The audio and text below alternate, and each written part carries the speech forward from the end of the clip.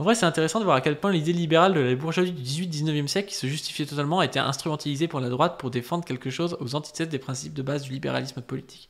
Et oui, alors pour le coup, sur ça, même si j'aime pas les reprises de ce mec et les conclusions qu'on peut en tirer parfois, mais Michéa fait un bon travail sur le libéralisme en tant qu'idée. C'est-à-dire que c'est un travail qui reste pour moi pas matérialiste, parce qu'il n'arrive pas à il n'arrive pas assez à parler de la classe et de la classe qui porte cette vision du monde en fait, parce que quand on est matérialiste, on parle pas juste des idées, les idées elles sont pas là en l'air, et puis des courants philosophiques, on parle pas juste des courants philosophiques, mais on parle des gens qui portent ces idées, des visions du monde, des corps sociaux, quoi, des sujets collectifs. Mais par contre, Michéa, il ramène beaucoup de documentation, il explique bien, donc ça c'est intéressant à ce titre-là, et souvent ouais, ça vous fait une bonne bibliographie après pour vous intéresser à un sujet. Et après, comme je vous avais déjà expliqué, là, chez Kluskar, chez Lukács, chez Lucien Goldman, bah, on a cette idée que la bourgeoisie portait des valeurs qu'elle croyait vraiment, qui pouvaient être concrètes, et la Révolution française a essayé de les rendre concrètes, l'égalité, la liberté, la démocratie. Et en fait, dans la bourgeoisie, il y a une partie de la bourgeoisie qui est devenue une classe dominante, et comme elle ne pouvait pas faire advenir ses valeurs, parce que si elle faisait advenir ses valeurs, en fait, c'était l'éviction de la bourgeoisie en tant que classe dominante. Donc faire advenir ses valeurs, c'était un suicide. C'était un suicide en tant que classe, et les classes ne se suicident pas en général. Eh bien, ces valeurs, elle a continué à les faire vivre, mais de manière formelle. Et on se retrouve avec une égalité de droit. L'égalité de droit, alors c'est mieux que rien, l'égalité de droit c'est mieux que le droit du sang, hein, mais bon, c'est pas ouf. Avec une liberté formelle, la liberté économique, même parfois des libertés un peu dites comme ça à outrance, pour des trucs dont on se fout. Et puis la démocratie formelle. La démocratie aujourd'hui, c'est plus un espèce de mythe où à chaque fois bah, on fait gagner le centre, et puis tout le monde a l'impression de rejouer tous les 5 ans le sacre du roi, quoi. En gros, on est dans une démocratie qui a des formes un petit peu de monarchie, quoi. Faut se poser des questions, hein, quand on a un président que, je sais pas, 20% des Français aiment bien et que le reste déteste, c'est un peu bizarre, hein. Ce que j'adore chez Michéa, c'est la forme de son écriture. Le type va hyper loin en mettant des parenthèses et des parenthèses, de la note, de la scolie, de la parenthèse d'un paragraphe, gros bordel à lire. Oui, mais je trouve que c'est facile à lire par contre, dans le sens où c'est écrit de manière moderne et tout, c'est pas des périphrases et tout. Là où Kluskar est quand même plus dur à lire, hein. Kluskar est beaucoup plus profond, beaucoup plus intéressant, il est matérialiste. Alors que Michéa, il est pas matérialiste, mais il est facile à lire, je trouve. Rejoignez mon combat pour faire admettre aux marxistes que le libéralisme a posé les préceptes du marxisme. Mais évidemment, parce qu'en un certain sens, le marxisme c'est l'évolution de la pensée des Lumières, donc il y a un certain libéralisme dans le marxisme, sauf que le marxisme c'est le libéralisme concret, c'est qu'on veut pas l'égalité contre la liberté en tant que marxiste.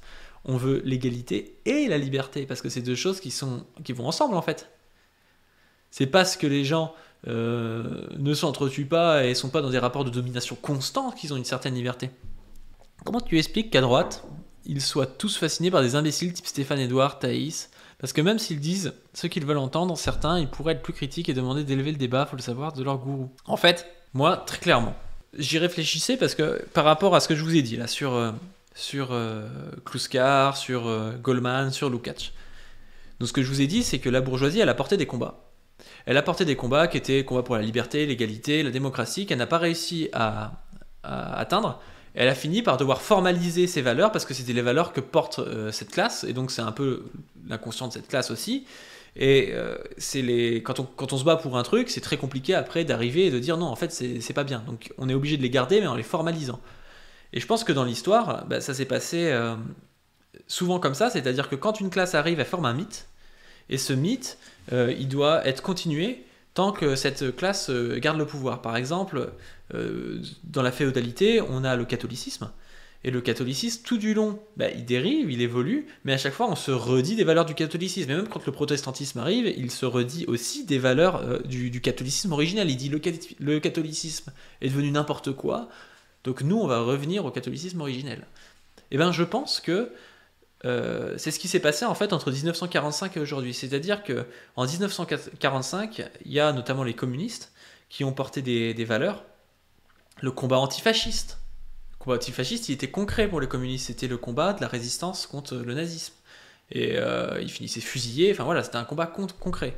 Il y avait un combat aussi qui a été un petit peu par la suite aussi antifasciste, antiraciste et décolonial, avec le combat aussi pour l'indépendance de l'Algérie, des choses du genre. Il y a eu le combat aussi pour la sécurité sociale, plein de choses comme ça. Et là-dedans, il y a des combats qui ont dû être, une fois que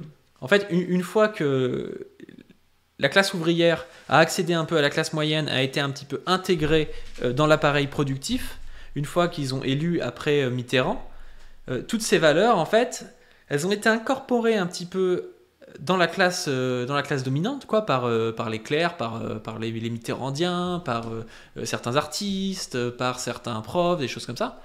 Et elles ont été formalisées. On s'est retrouvé en fait avec un antiracisme et un antifascisme qui était plutôt formel en fait, qui était plutôt abstrait.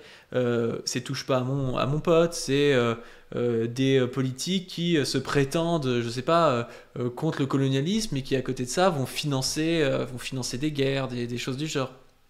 Et donc, comme elles sont devenues formelles et comme elles sont devenues abstraites, ces valeurs, eh bien, à la fin, il n'y avait plus rien, quoi. Et c'est pour ça qu'à partir de 2005 environ, il y a des gens comme Soral, comme Boutelja aussi, qui vont arriver et qui vont dire non mais ces valeurs en fait c'est quoi cette histoire quoi, enfin c'est de la pacotille, vous arrivez vous vous dites féministe, vous vous dites antiraciste, vous vous dites anti-impérialiste, mais en fait c'est juste un combat de salon entre bourgeois et puis il se passe pas grand chose quoi.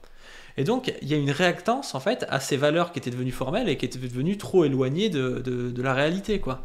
On s'est retrouvé avec des valeurs qui sont devenues un peu ridicules et les droitards ils ont tapé là-dessus. Et en tapant là-dessus, il y a plein de gens qui se sont rendus compte, ben oui c'est vrai en fait. C'est vrai que ces valeurs, elles sont friables. Et sauf qu'aujourd'hui, on se retrouve avec des droitards qui ont juste à critiquer ces valeurs et à faire croire que la gauche y croit toujours, la gauche croit toujours au combat de centre-gauche, machin, bourgeois, le féminisme bourgeois, l'antiracisme bourgeois, ce qui est de plus en plus faux, hein. Mais il arrive et il dit, bah regardez, je critique Combini, donc le centre-gauche bourgeois, et en critiquant Combini, je suis un grand révolutionnaire quoi. En gros la droite c'est ça, la droite c'est juste la critique de ce qu'ils appellent le wokisme, la critique de Sandrine Rousseau. La droite aujourd'hui ça peut se résumer quasiment à ça, c'est la critique de Sandrine Rousseau quoi. La critique de l'antiracisme de salon, la critique du féminisme de salon. Mais jamais ils s'attaquent à des vrais philosophes féministes, à des vrais philosophes antiracistes. Jamais ils arrivent à critiquer ce genre de choses parce que c'est trop dur pour eux. Et parce que ces choses-là justement sont beaucoup plus concrètes que les valeurs formelles de la team quotidien, touche pas à mon pote et tout ça quoi. Je comprends le succès dû à la réaction d'une pensée de gauche bourgeoise, mais là où par le passé les droitards avaient des penseurs plus sérieux, même Soral était plus fin intellectuellement que Jean Messia ou que Stéphane Ravier aujourd'hui. Si je comprends le succès, je ne comprends pas la satisfaction des fans de droitards devant la médiocrité de leurs penseurs. Bah, je te dis, ils ont une satisfaction parce qu'ils ont l'impression que la gauche culturelle, le centre-gauche bourgeois domine toujours et est insupportable. Ils ont vraiment... En fait...